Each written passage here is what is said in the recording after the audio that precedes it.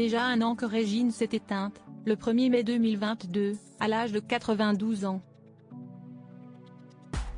Après une vie de fêtes et de paillettes, la star des soirées parisiennes a laissé un grand vide chez de nombreuses personnalités.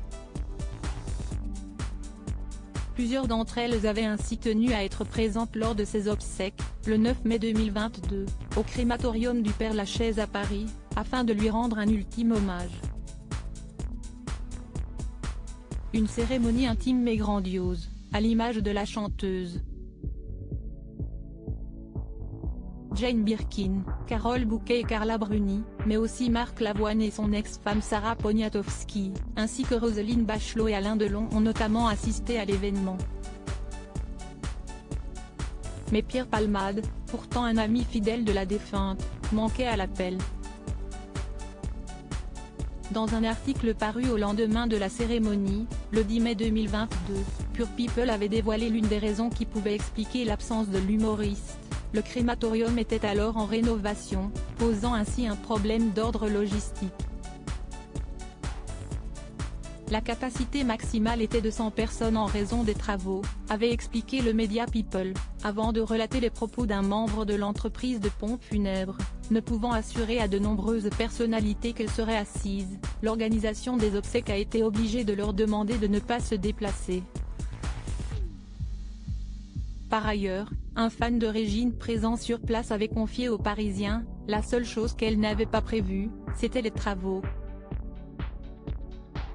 Obsèques de Régine, sa famille et ses proches lui rendent un dernier hommage et l'hommage de Pierre Palmade à son amie Régine si elle pouvait s'expliquer par cette histoire de travaux. L'absence de Pierre Palmade avait été remarquée par plusieurs anonymes qui avaient assisté à la cérémonie.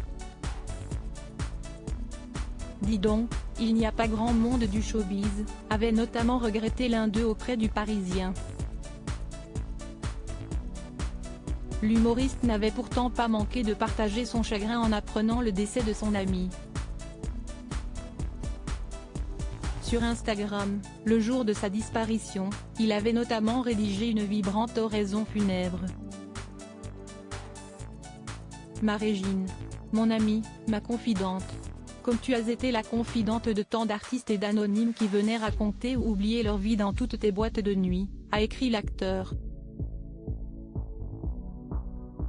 Et de poursuivre, j'étais dans tes petits papiers et j'en suis fière, tu me prenais comme j'étais sans me juger.